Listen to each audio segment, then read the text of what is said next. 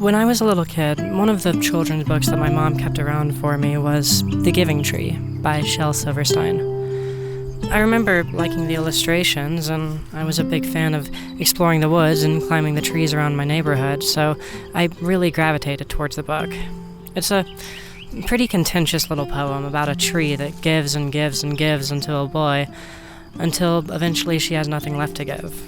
I didn't think much of it when I was a little kid, but rereading it as an adult, I'm forced to wonder why my mom gravitated towards that book in particular. Would you believe me if I said that my fiancé and I had a 19 and a 20-year-old pair of kids? Well, it's complicated, seeing as I'm only 26, but we do. For the past couple of months, found family has been a pretty prevalent theme in my videos. This idea of people I've met and become friends with taking on the role of family members in my life. This could be something as traditional and familiar as a girlfriend that you live with and see every morning as you wake up and every night as you go to sleep, or a roommate who's like a sister to you. Typically, though, it takes the form of a friend group who you love as if they were a family. Good times, bad times, sickness and health, depressed phases, financial distress, car troubles, drama, it doesn't matter. Most people who find themselves in relationships like these are trying to make up for the dysfunctional families that they grew up in. And so whatever happens to a found family member, however they grow and change, found families are supposed to stick together and support each other no matter what, in the same way that they wish their biological families had been capable of. At least, that's how sacredly I view the found family dynamic. Though it's worth clarifying that trauma is not a prerequisite to having a found family, a lot of the time it can be a pretty big motivating factor in seeking that sort of dynamic in your adulthood. While I think it's pretty uncommon for specific familial roles like mom, grandpa, or uncle to be established within a found family, that isn't unheard of either. Well, one day my fiancé and I, along with the two youngest in the household, were going to the grocery store to pick up what we would need for dinner. My girl and I were both in a pretty bad mood, but these two were just running around all full of energy, grabbing all the snacks and candy that they could carry to the register. They got so distracted that they even lost track of us and had to look all around the grocery store to find us again. Once they finally did, the youngest, this 19-year-old boy, called us Mom and Mom. That little joke, bolstered by the obvious aesthetic similarities of two kids running amok while the fiancé and I spent upwards of $50 to feed them and the rest of the family for the night, felt different to me. Never in my life have I been called mother to someone unless there was some sort of sexual connotation at play, but that's not what this was. Weirdly enough, it felt more like it was his way of saying thank you for cooking for us tonight and thank you for putting up with my high energy. We both laughed it off, but there was a part in my fiancé and I's minds that really appreciated it. Being in a crappy mood, but going out of our way to take care of these two innocent people, it felt like something new that my fiancé and I could bond over, something we hadn't experienced together before. If we're a family and her and I are the oldest and these two are the youngest, then yeah, I guess we're moms together. It's a cute thing to be able to say about my girlfriend and I. Mind you, this was before I ever proposed to her, so it was a little bit of a step for us, honestly. Well, as the weeks went on, our boy was calling us Mom and Mom more often. It got to the point where he felt like he was being disrespectful when he called us by our actual names, and now it's weird when I do hear him say them. I don't think I've actually heard him say Penny in months. Next thing I know, we're giving him all sorts of advice and making sure he doesn't stay up too late when he has work the next day, making sure he eats enough, teaching him all sorts of life lessons about being trans, as he'd only transitioned about a month prior to all of this, and even going into some sexual education stuff when necessary, as his homeschooling has completely robbed him of all sorts of information about how his body works. It's honestly scary. So, that sexual education thing, that really sounds like innuendo, right? Well, I'll be the first to say that when I first met him, I thought we were just going to be friends with benefits or something. After all, my fiancé and I are in an open relationship. It definitely wasn't off the table as an option. But as time went on and he came to us for more and more advice, and we started taking more and more of an interest in his well-being and development, that motivation in him and I's relationship pretty quickly vanished from my mind. Suddenly, I completely stopped caring about how I looked around him. I just dressed for comfort exactly as I would if I were home alone. He really did see us as his mothers, and we, with a little bit of time, started to see him as our son. He wasn't just a friend, he was he was my boy. That's the crazy thing for me. In every relationship I've ever had, I was either focused on being a good partner or being a good friend. And in almost every friendship I've had since my later teens, the possibility of fostering a sexual dynamic has always been floating around somewhere in my mind. This young man, though, he showed me a new type of love, one that I've never felt before. I've loved as a friend and I've loved as a romantic partner, but I'd never loved as a mother before. I've never been in a position where I feel like I'm willing to damage a friendship with somebody for the sake of helping them grow as a person. But that's where I am with him. A lot of the time I'm not his friend. I'm his mother, and he needs to stop getting in fights with his sister and never steal one of my cigarettes again because he's too young and handsome to be doing that to his body. This is kind of where I started to enter a personally turbulent phase in this whole relationship. There were just so many different fears in my head. Was I taking this too seriously? Was I diminishing his agency as an adult and infantilizing him? Did he just start leaning into the mom thing as a lighthearted goof, but now he felt like he was in too deep for all of this to back out? Was I in the wrong for having such a deep emotional stake in him seeing himself as my son? Well, that layer of fear diminished with time. Things like me fixing up his car for him and giving him rides to work while his car was still out of commission, teaching him how to replace a flat tire, or my fiancé and I letting him share a bed with us when he was too anxious to sleep alone, or taking him out on car rides to try and talk to him and give him life lessons that his biological parents and youth group upbringing completely failed to give him, and the way he started to trust us in different ways than he trusts the other people in the house.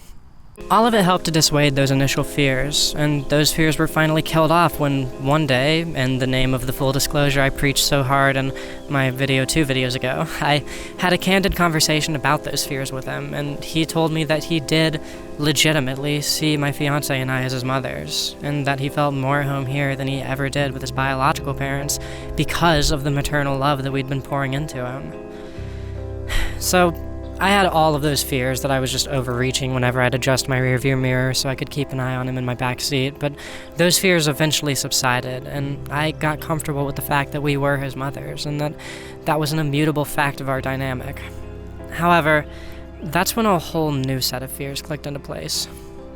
Oh, Jesus Christ, I'm 26 years old, and considering I only transitioned at the age of 22, I'm basically just a 4-year-old trying to raise a kid, with the found family member he calls his sister getting more and more comfortable with seeing us as her mothers too, albeit at a slower pace.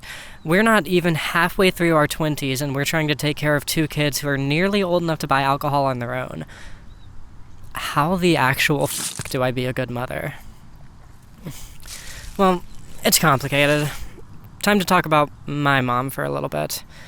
While obviously I'm dramatizing a little, a quick way to communicate the finer details of my upbringing would be to say that a lot of the time, giving my mom the illusion of a happy Christmas card family was much more important than communicating the things that were really going through our minds.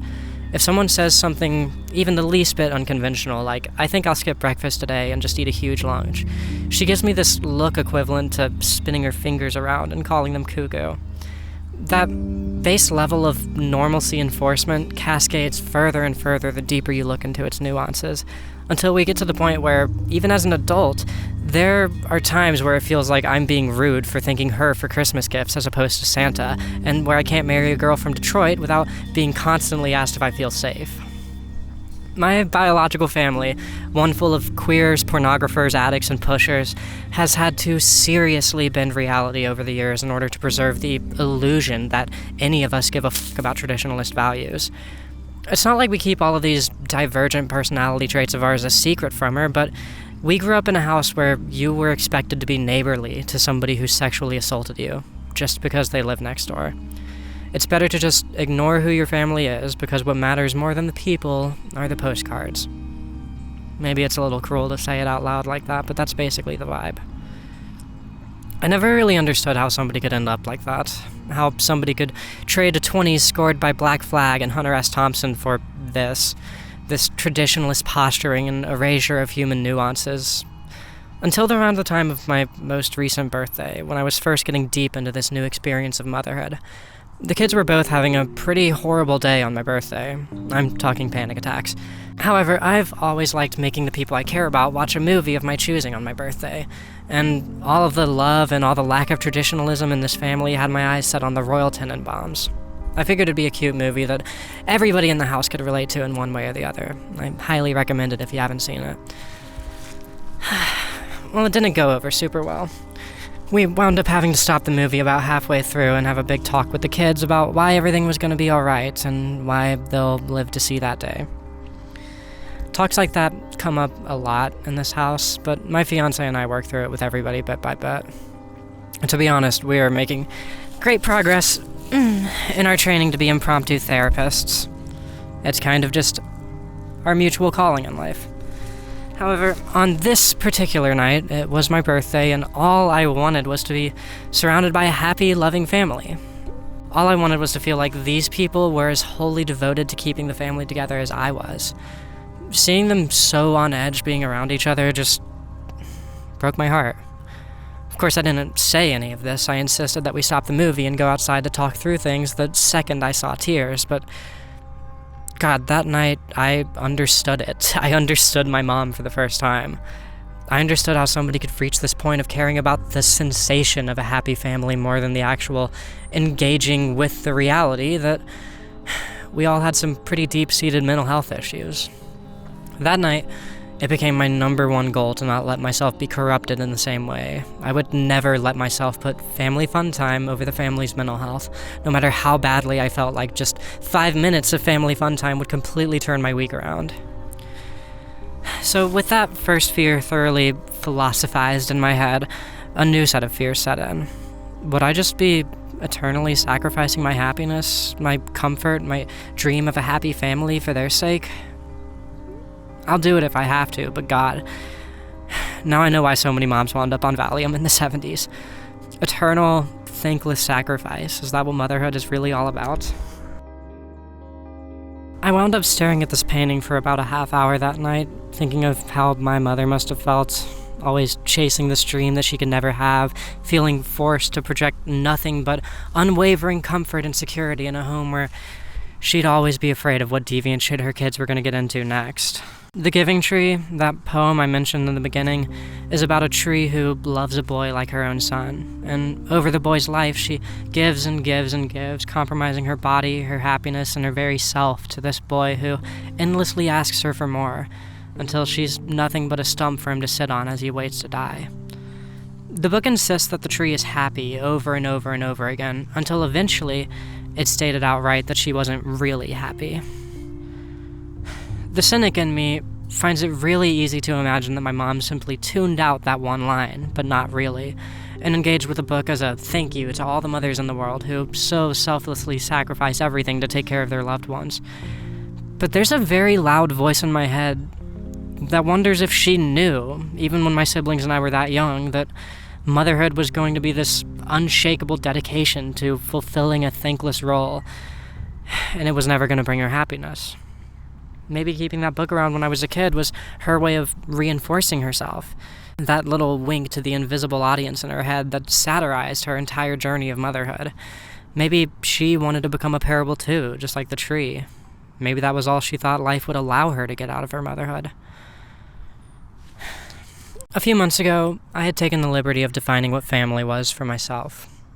If eternal sacrifice is the traditional definition of motherhood, then I guess I should take the liberty of defining motherhood for myself too, so that I wouldn't become a parable. I didn't want my children to be philosophizing about me the same way that I do so often with my mother. I had to retrain my brain for this one. I had to rethink what I was getting out of motherhood and what I wanted to get out of it. Just feeling that new kind of love was enough at first. Frankly, I found all too much relatability in how the Giving Tree portrays the mother as being happy.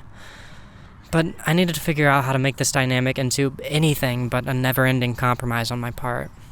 That would be how I did better than my mother. That would be the small but significant step I would take in transcending from the mother that came before me.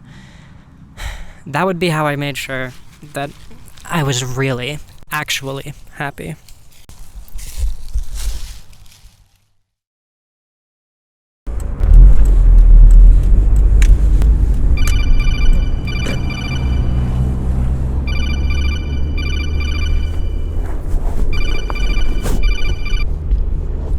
kiddo, what's up? Yeah, no, I'm pulling up to the parts store now.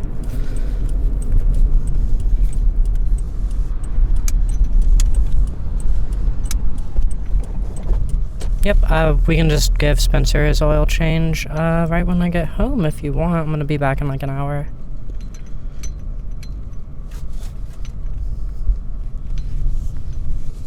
Okay, love you, kiddo. Oh, wait, what was your, mileage on Spencer? Okay, word, yeah, we're probably gonna want to use high mileage oil then. Okay, well, I will tell you how much it costs, but honestly, you don't gotta worry about it. Okay, love you, sweetie. See you soon. Bye.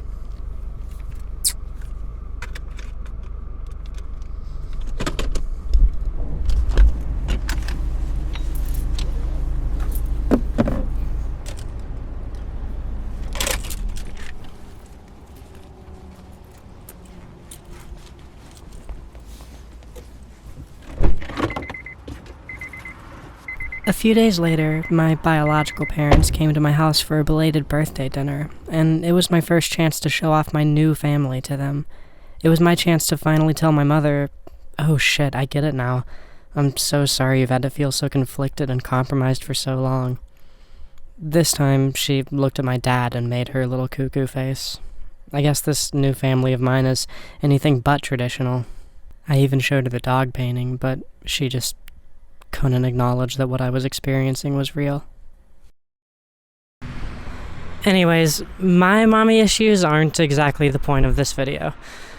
Let's talk about why these two adults need mother figures so badly. Well, it's actually a pretty old tradition for intentional living spaces occupied by trans women to quote-unquote adopt young queer folks, like the Transy House operated in Brooklyn from 1995 to 2008 by the married couple Rusty Mae Moore and Chelsea Goodwin. If you, as a queer person, were kicked out by your family or couldn't find a place to live, places like the Transy House or the Street Transvestite Action Revolutionaries House would take you in and, in some cases, even help to raise you. While the two I'm writing about are a bit older than a lot of the residents of intentional living spaces like these, they are absolutely folk whose queerness has served as a major obstacle in their development when they were younger.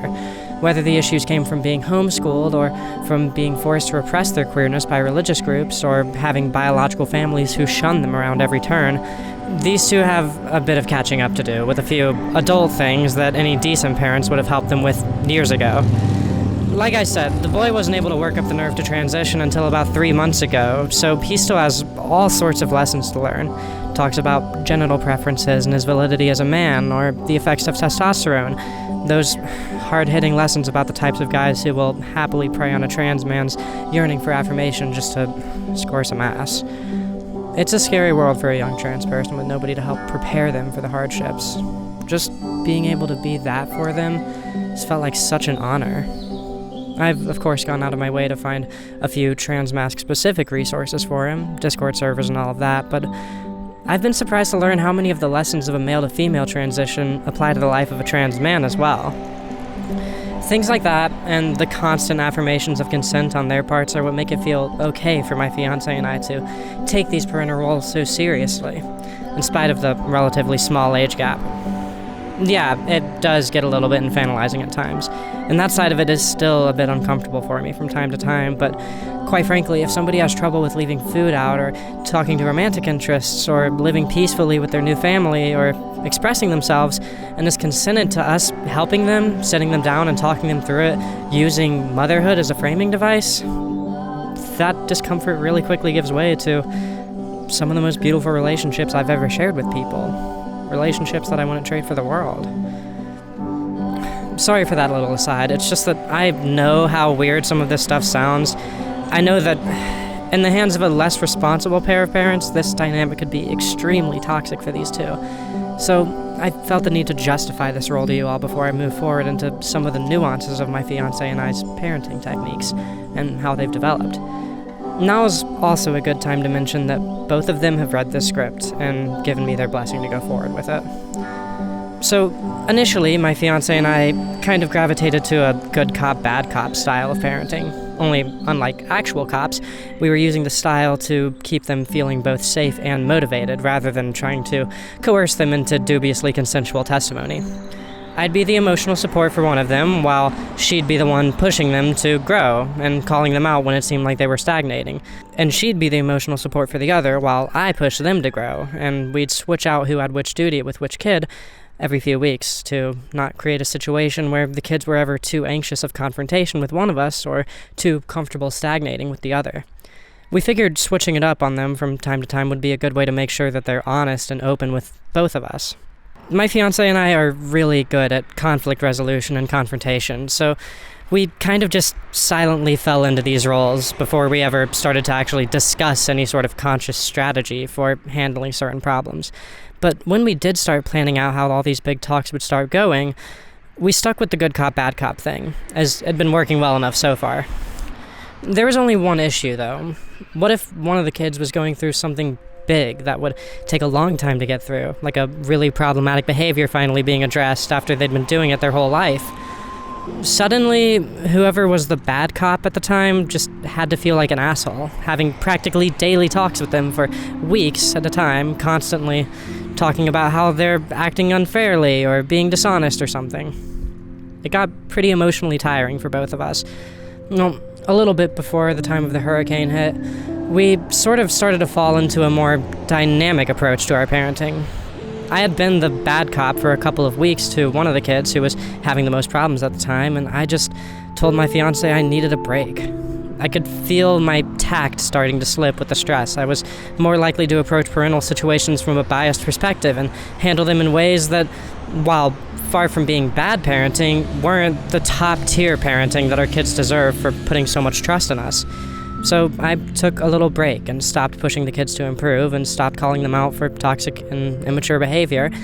And my fiancé took over in those duties for a bit, until she suddenly had an extra load of occupational stress tacked on to her typical work week, and I didn't want her to be stuck with being the bad cop on top of all of that. In a matter of a week or two, we wound up switching from good cop, bad cop to, don't worry, baby, I'll take care of this one. Her and I would use a lot of our alone time to discuss things that we thought needed to be addressed with one of the kids, like our girls' overuse of the internet as a dissociation tool, or our boys' difficulty calling it out when something someone does or says bothers him because he's just such a people pleaser. Then we would just have those talks with the kids whenever the opportunity arose, and anytime there's something we didn't see coming up, like a sudden panic attack or bad news bringing one of them down, one of us just volunteers to be the one to comfort them, or we both go, or whatever. There's a lot less strategy involved now, and a lot more of my fiancé and I just trusting each other's ability to handle any situation the kids present us with, and us just working together to make sure neither of us gets overwhelmed with the constant conflict resolution. There used to be a part of my mind that would get jealous whenever my fiancé would have a talk with one of them kids and instantly get them to understand our perspective after me saying basically the same thing to them for months straight. But now there's so much trust built up between the kids and us that it really feels like there's practically no jealousy on either of our parts. And phrases like, you were the one who had to deal with something like this growing up, you should handle this one, are exchanged all the time between the two of us. We never have to worry about one of the kids not being receptive to one of us about a particular topic because my fiancé and I shore up each other's weaknesses and gaps in relevant experience. And suddenly it feels like we can handle any situation the kids throw at us so long as we work together. And at the end of the day, it's better for us, and more importantly, it's better for the kids. So, to give an example of how this actualizes, I'm really familiar with how it feels to date somebody who tends to shut people out and seek isolation when they're in a bad mood. So I'm really good at comforting our son when his girlfriend is doing that. However, I'm fortunate enough to have practically zero experience with genital dysphoria outside of yoga pants, and so I'm not super good at being relatable when one of the kids is struggling with that. That's just one example, but my fiancé and I both have our strengths and weaknesses when it comes to the kids. Just dropping our pride and learning how to acknowledge when one of us is better equipped to handle a situation than the other has been such a huge load off of my mind, and, well, as I said, it's better for the kids too. I suppose I'm kind of repeating myself and over-explaining. See, again, I understand just how bad some of this will sound to the cynical viewer, so as I write this, I feel this constant need to explain how we operate as parents, just so that you guys will hopefully know that it isn't taking the form of us just yelling at them until they clean up the house for us. The whole appeal of these relationships is to give two massively neglected people the love that they were so dearly deprived of by their biological families, and to give ourselves that constant assurance that we're a healthy influence on the people we care about. The line between being someone's guiding light in life and being a manipulator is admittedly a thin one, but I never, ever let my gaze drift from that line. I've been a manipulator in the past, and I know myself and cherish my personal growth too much to ever risk becoming that person again. If I felt, even for a moment, like I was using the trust they place upon me and calling me their mother to my own benefit, instead of keeping their best interest in mind, I don't think I could live with myself. Anyways, as I've already detailed in my previous videos about the family's experience with the hurricane that destroyed our town, the kids have gotten so much better about not just saying I'm fine when it's clear that they aren't. They're a lot more willing to tell us when they have a problem, even if it's a problem that they know will make us sad, like all of that business with my biological sister I discussed in the last video. This mutual trust is building between us. We trust them more to tell us when something is wrong, and as a result, they trust us more to not have secret grudges that we're holding against them, and to be honest if we have a problem of some kind.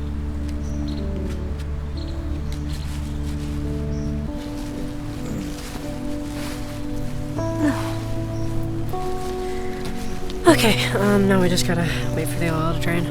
Hey, can you hand me my mic, kiddo?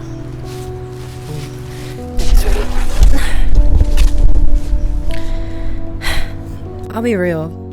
It kind of breaks my heart to say it, but I feel more like these people care about me, the real me, than almost anybody in my biological family does anymore. Why do you think I'm not afraid to say things like that in these videos? It's not like any of them will ever watch this. Well, this list keeps on growing longer and longer, forcing me to revise this section of the script over and over and over again, but let's settle on 3. There were these 3 particular moments, each with my son, that really affirmed for me that this is where I'm supposed to be in life. That being a mother is just part of who I am. It's my place in the world. The first was just a few days ago when my son told me that me saying that he taught me a new kind of love I've never felt before was one of the reasons that he felt like he could never take his life. Then you've got the time that he gave me the spare key to his car without me asking for it or anything. After going on a whole tangent the day before about how he thought it was really toxic and controlling that his biological father kept trying to get it from him. The last was just a few weeks prior to that, when he said something that nearly made me instantly burst into tears. This 19-year-old boy, neglected by his family and rejected by his church-going community, this 19-year-old boy who is easily the most sensitive and one of the most easily hurt people that I've ever met, this 19-year-old boy who spent his whole life feeling so incredibly alone in this world, told me, some random girl who happens to really, really care about him, that I was everything he wished his biological mother had been. That's how I know that this whole experience has been the next step of my discovery of my place in the world. Okay, kiddo, that's probably gonna be done draining in just a minute, and then all we gotta do is clean it up and put in the rest of the oil, and we are good. And Spencer can drive again. So, oh, here, let me go ahead and grab the oil dish.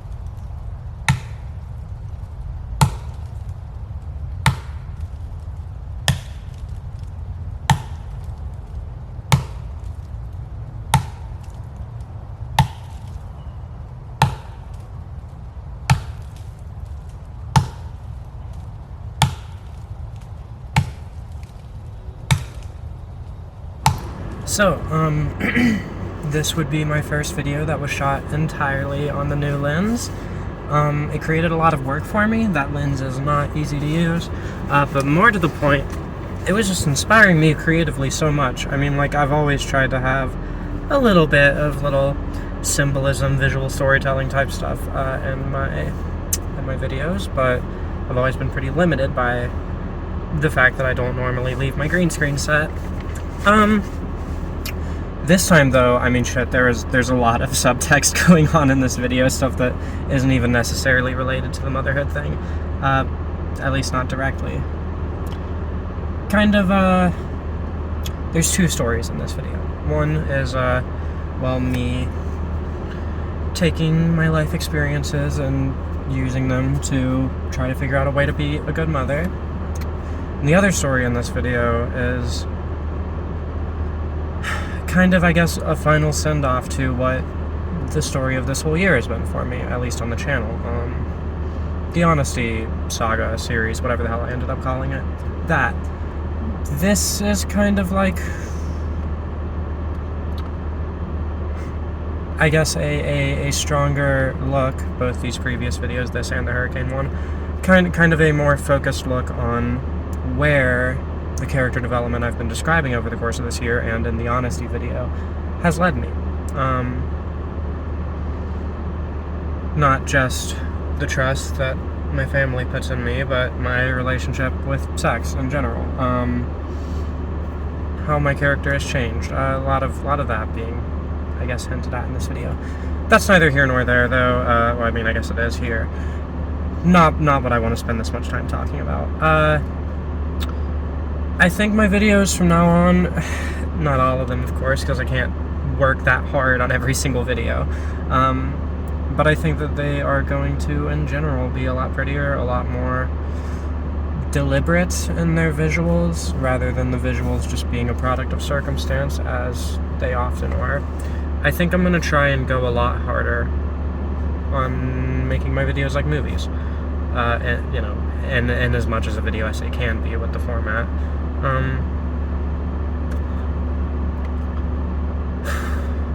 As for what form that's going to take, I still don't know. I think I'm going to try and get one more video out in 2024, and it's just going to be a little meta video, an examination of what this year was for me, and some creative goals I have for next year.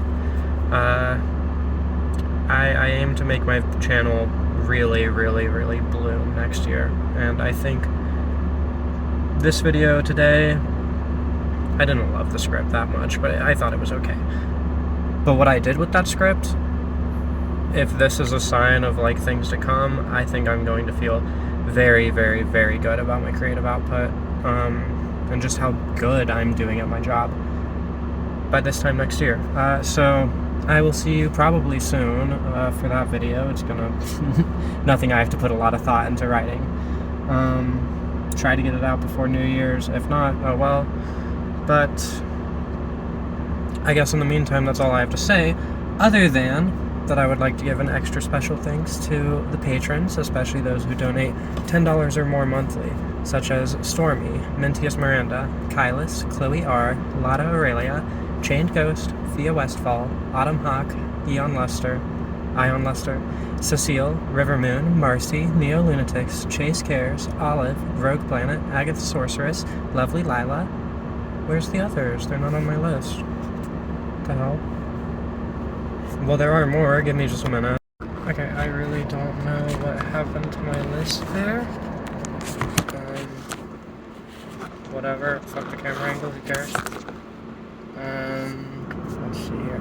Lovely Lila, Huntakar, Catalina Cadre, Vivian Ling, Clover Blake, I Eat Teeth, Scott Edwards, Cinema Critic, Adelsis, All Hail Eris, Bree, Pumpkin, David Broll, Alex, Yarrow12, Lynn Payne, Stephanie Starfire, Issa, One-Eyed Wiley, Maddie Doman, Metamaniac, Ave Lunum, Hazelpup, The Narcissist Cookbook, Asio Batoon, Thea, Gwyn T, Guybrush, Sylvan Pascoe, M. Coy, George Rosenbaum, Lake, Naris, Eva Knight, Mr. Cocaco, Sean Hamilton, Shay Theus, Bjorb, Lily Leones, The Coomslayer, Nomad Delilah Jester, Charlotte, Arda Aurelia, Atheat, Joannis, Laura M., Mia Maple, Rio, Vega Nelson, Demise, Nicole, Neurofilter, Summer Celine, Garnet Midnight, Big Time Jim, Darius Fazier, Almost Dead Again, David Kaiser, Erica, Cortisol, Kay, Bo Ya, and CeeLo. That's the whole list this time.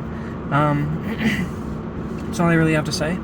If you are unaware, this, and I mentioned it a couple times in the video, so you'd have to be not paying attention to be unaware, but this is a follow-up, I guess, a part 2, something like that, to my hurricane video that went up yesterday. I had to delay the hurricane video to make sure I had this one out on time. The two have very similar subject matter. I was considering making them into one video, but ultimately I think I had too much creative ambition for each one to really want to water down the tone and individual themes of those videos, even though the subject matter is very similar with the found family stuff.